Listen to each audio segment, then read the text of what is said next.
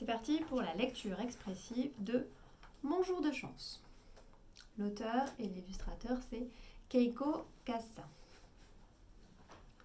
Ce jour-là, un renard affamé s'apprêtait à sortir chasser pour son dîner.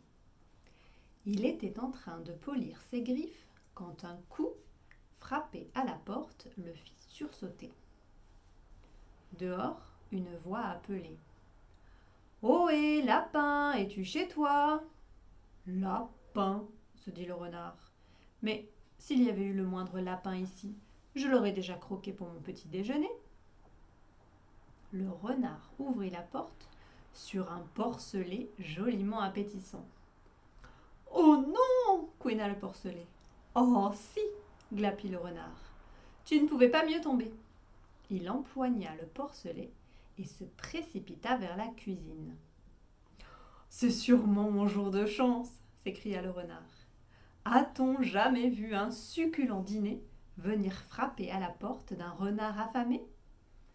Le porcelet gigotait et hurlait. « Laissez-moi partir, laissez-moi partir !»« Désolé, vieux, » répondit le renard. « Tu n'es pas n'importe quel dîner.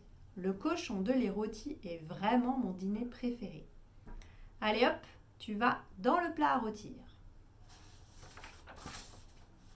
Ce n'était même pas la peine d'essayer de résister. « D'accord, » soupira le porcelet.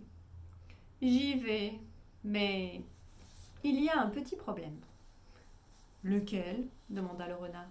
« Eh bien, je suis un cochon, vous savez. Je suis très sale. Ne pensez-vous pas que vous devriez d'abord me laver, à votre avis, monsieur renard ?»« marmonna le renard. « Le fait est qu'il est sale. » Alors, le renard s'activa. Il ramassa du petit bois. Il fit un feu. Il alla chercher de l'eau. Puis il donna au porcelet un bon bain.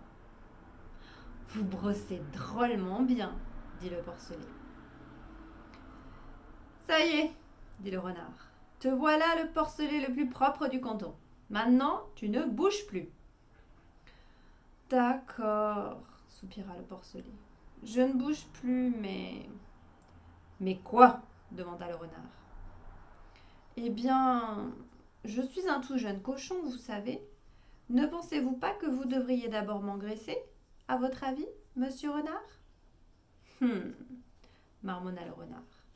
Le fait est qu'il pourrait s'étoffer.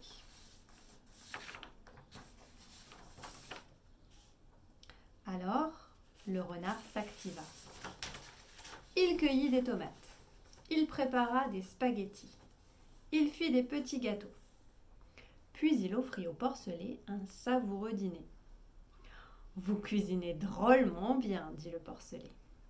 « Ça y est, » dit le renard. « Te voilà le porcelet le plus gras du canton. Tu es prêt à rôtir maintenant. »« D'accord, » soupira le porcelet. « Je suis prêt, mais... »« Mais quoi ? Quoi ? Quoi ?» hurla le renard. « Eh bien, je suis un cochon qui travaille dur, vous savez. Ma viande est affreusement coriace.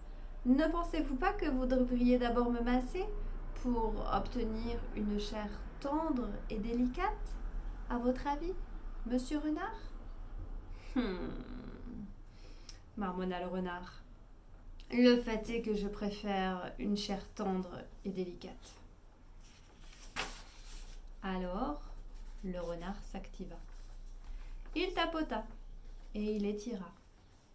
Il malaxa et il pétrit le porcelet de la tête jusqu'au bout des pieds. « Vous massez drôlement bien, » dit le porcelet. « Mais vous savez, » poursuivit le porcelet, « j'ai travaillé dur ces derniers temps. Mon dos est tout ankylosé. Pourriez-vous le masser avec plus de fermeté, monsieur le renard ? Un peu plus à droite, s'il vous plaît. Oui, c'est ça. Maintenant, un tout petit peu plus à gauche. Monsieur renard, êtes-vous là ? » Monsieur renard n'était plus en mesure de répondre.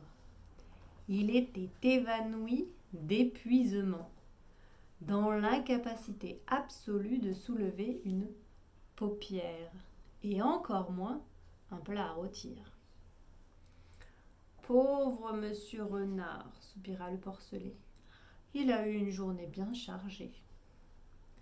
Avant de rentrer dans sa maison, le plus propre, le plus dodu, le plus tendre porcelet du canton prit soin de ramasser tous les petits gâteaux qui restaient.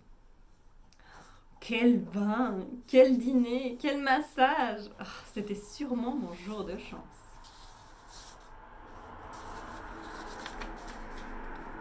De retour chez lui, confortablement installé devant un feu de cheminée, le porcelet prit son carnet d'adresses.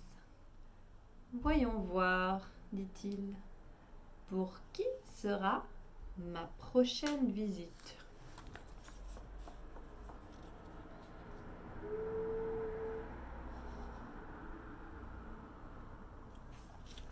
Allez, maintenant c'est à vous. Vous avez tout ce qu'il faut, vous avez le texte, vous pouvez écouter la lecture en suivant sur le texte, vous entraîner, faire plusieurs lectures et quand vous vous en sentez prêt, on s'enregistre. À bientôt.